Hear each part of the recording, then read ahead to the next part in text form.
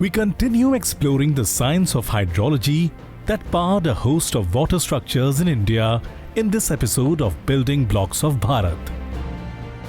In this episode, Arjun Bhagat starts his journey exploring the fascinating step wells of Rajasthan and Gujarat. We then explore lakes built by the Mauryas as well as water conservation devices in Rajasthan, many of which are still in use. The common factor? They all showcase a deep understanding of hydrology. So keep watching.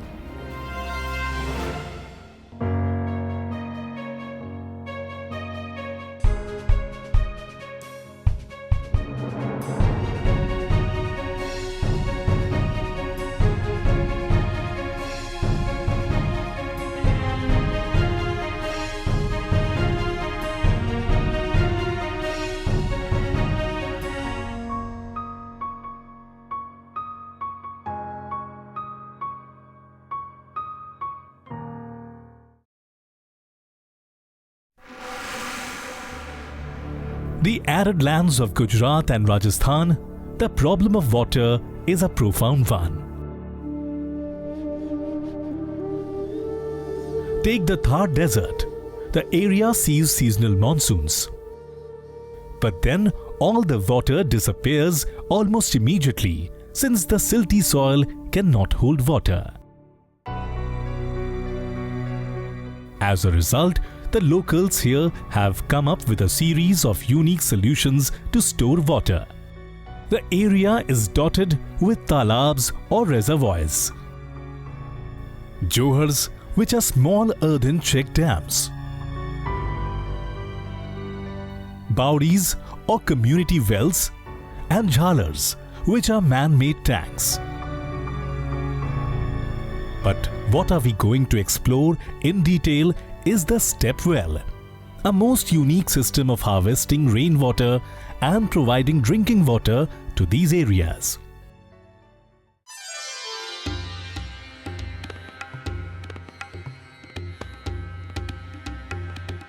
The first well Arjun explores the Chand Bawdi in Rajasthan, which date back to about 800 or 900 CE.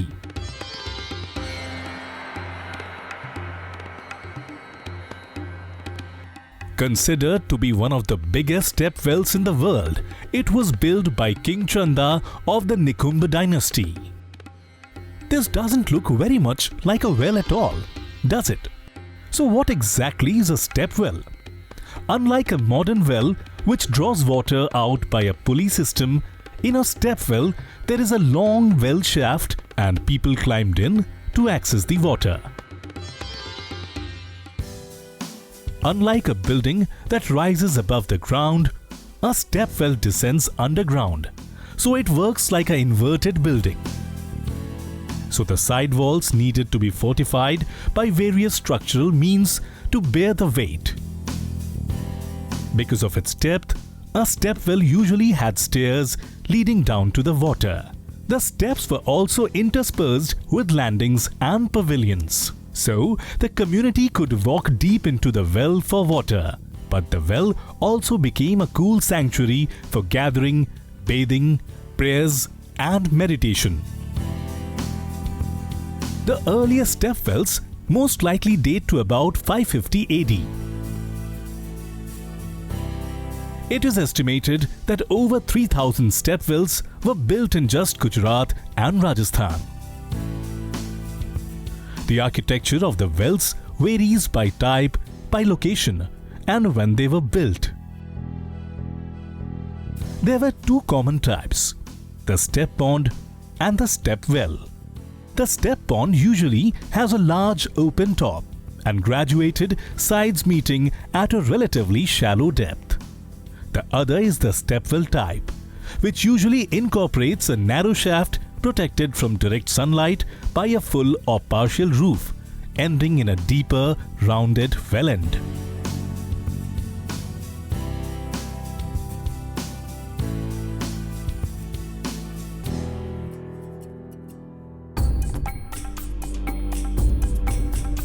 Arjun tries to understand the geometry of Chand Bawdi.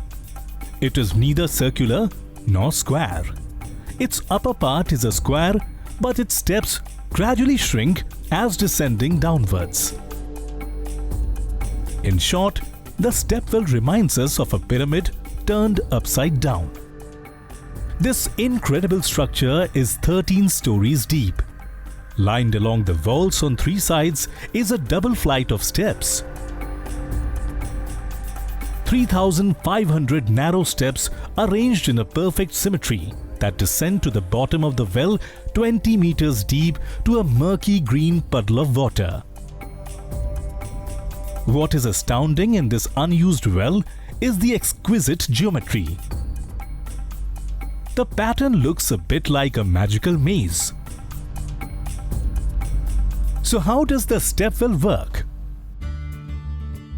The visible architecture basically gives the locals access to an invisible landscape of underground aquifers. Now about 30% of the world's fresh water is underground. Gravity causes water to move downward till it reaches a layer of rock which is not permeable. All the openings of this rock layer are filled with water. This is called the zone of saturation. Just above the zone of saturation lies the water table. Indian stepwells were made by excavating the earth till the water table or zone of saturation were reached. A stepwell is a bit like a pond with still water as opposed to flowing water in river.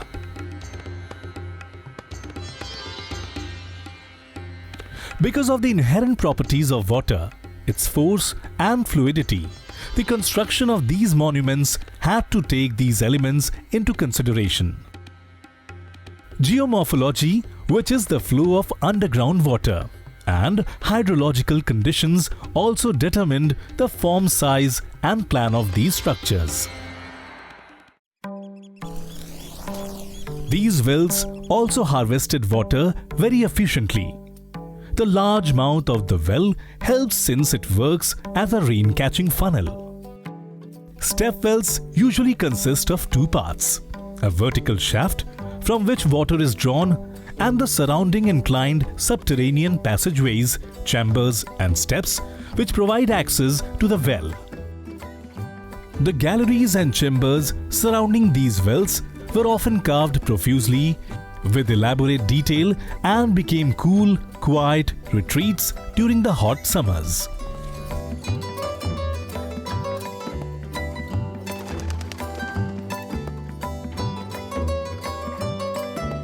In the Chand Bauri, the steps surround the well on 3 sides, while the 4th side has a set of pavilions built one atop another. The side that has the pavilions has niches with beautiful sculptures including religious carvings.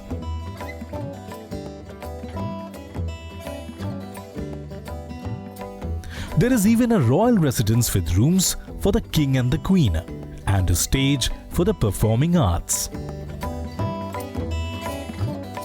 In addition to conserving water, Chand Bauri also became a community gathering place for the Abaneri locals.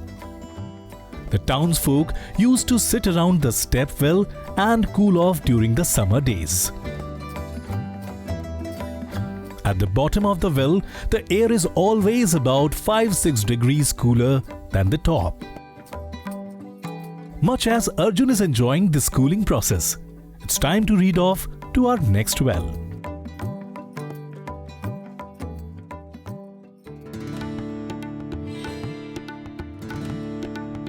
Arjun's next stop is the Rani Ki Vav in Patan, Gujarat.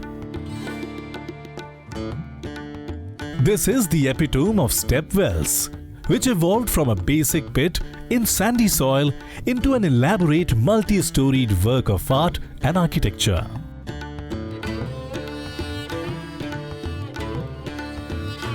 The well was built by the widowed Queen Udayamati as a testimony of her devotion to her husband, King Bhimdev I.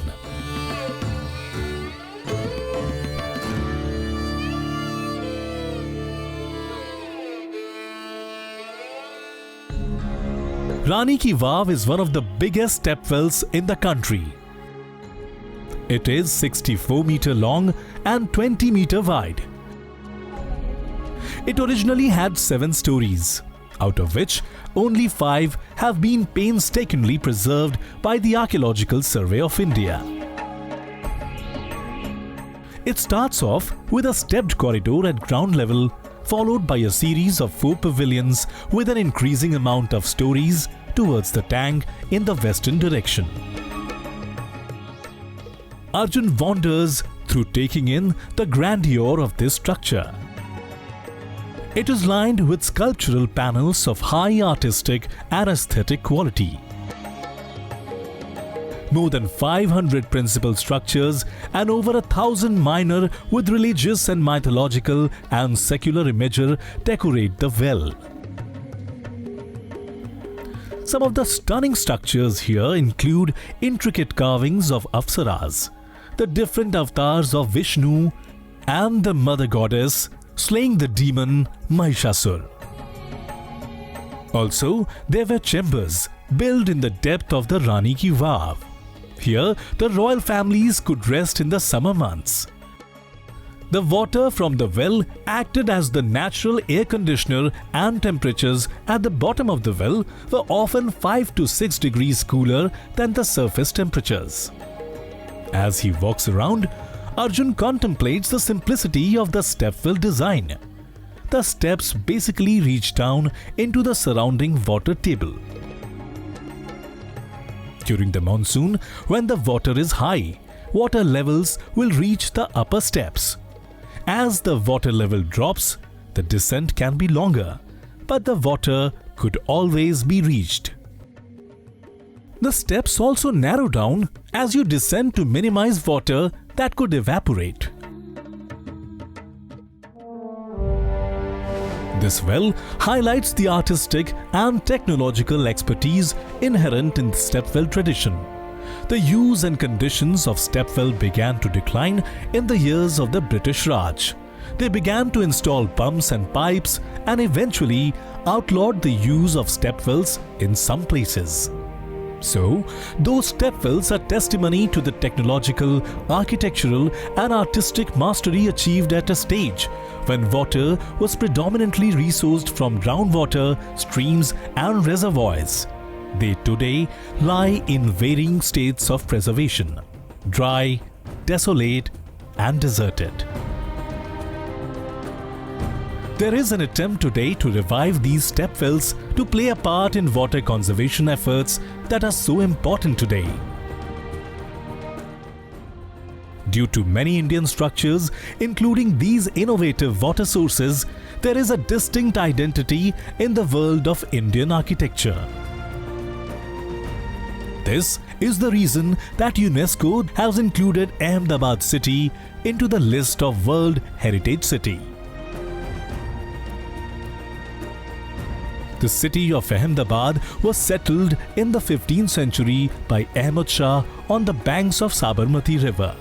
This city offers spectacle of architecture in which many smaller forts, doors and walls of walled cities, mosques and tombs are important.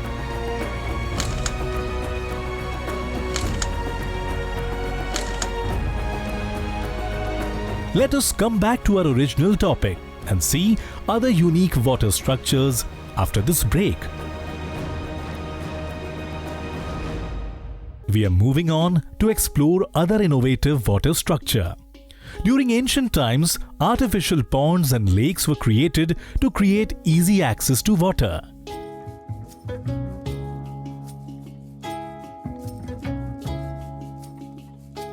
The rock edict of Rudradaman at Junagadh, inscribed in 150 CE, speaks about the Sudarshan Lake of Junagadh, built originally by the great Mauryan emperors. This was possibly one of the first artificial lakes built in India, though it no longer exists.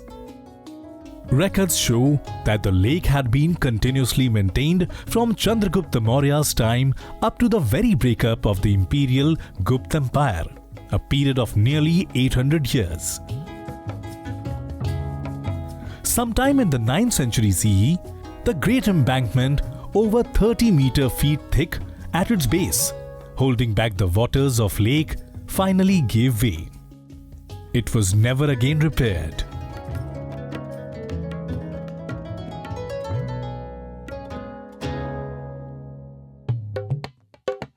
Let us move to a lake still in existence right now.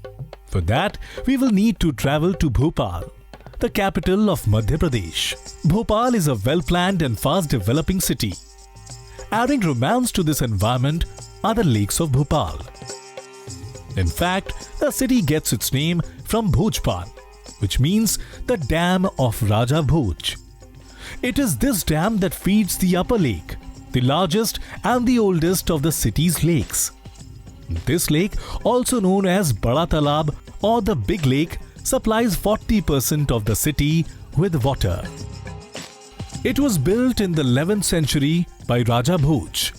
This, along with the small lake or Chota Talab, together constitute the Bhoj wetland.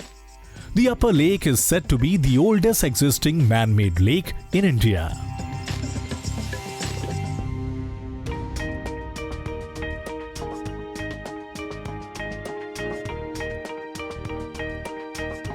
Let's see how an artificial lake works. One of the most common ways of making a lake is by building a dam over a river or a stream in a valley.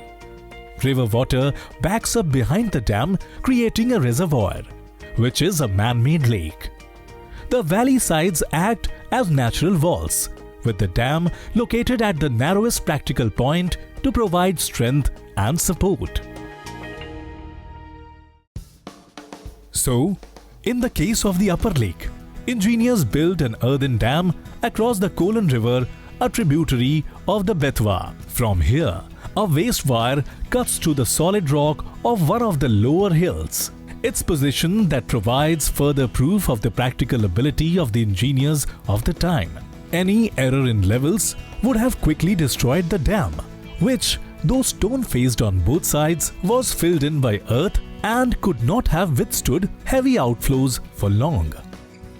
The Barbara Dam, a set of 11 sluice gates, was constructed at the southeast corner of the upper lake in Bhopal in the year 1965. This is used to control the outflow of water from the lake to Kaliasot River, and it prevents the water of the upper lake from overflowing.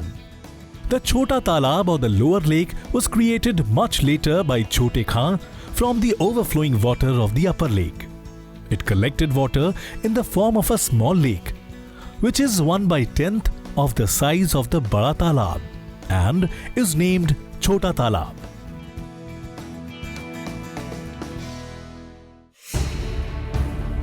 So much understanding and technology went into the building of these ancient water-saving devices. In a time when water is in crisis, we decide to explore one old device that has been revived very efficiently.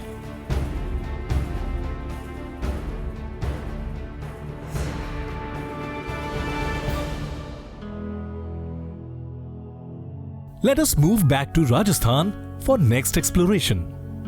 One of the most drought-prone area is the Alwar district in Rajasthan, where all water sources were drying up, thrusting people into abject poverty. However, the locals have revived an ancient technology to save their parched villages. This area used to have a number of johars, which are large crescent-shaped dams made of earth and rocks. These ancient structures, which date back to 1500 BCE, were designed not only to hold runoff from monsoon rains, but also help this water percolate into the ground and help improve the water table.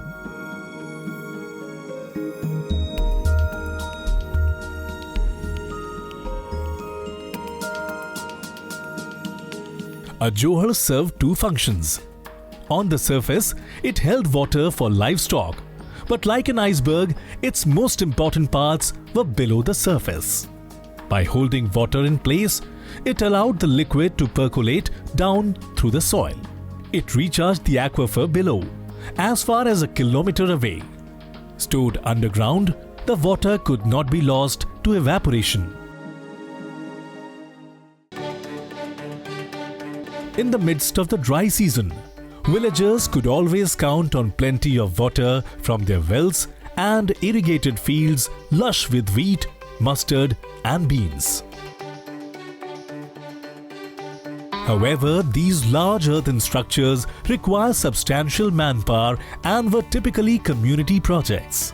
One family could not build a johar. It took a village. But because every villager had a stake, residents banded together to build and maintain them.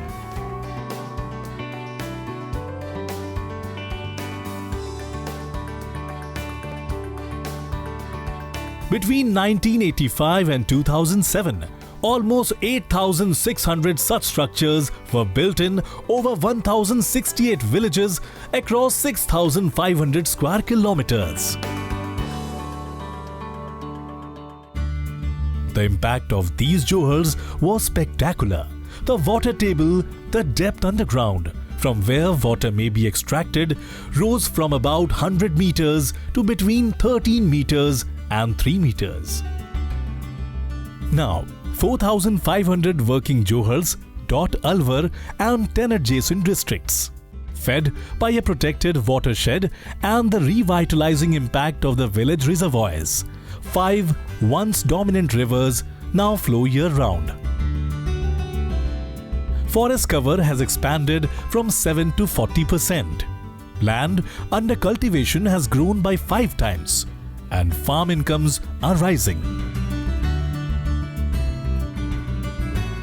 And for water, these days, women need walk no farther than the village well.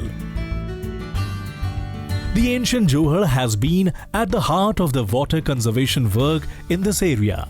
With India's groundwater level dropping and an increase in pollution levels, ancient ideas like this humble earthen dam can help stem the tide. We are more or less done with our exploration of the water resource management of India. Though water forms part of almost every architecture we explore, we have seen the most varied and innovative water structures, reflecting the geographical and cultural uniqueness of our nation. Keep watching Building Blocks of Bharat for exploring the science behind the ancient Indian architecture.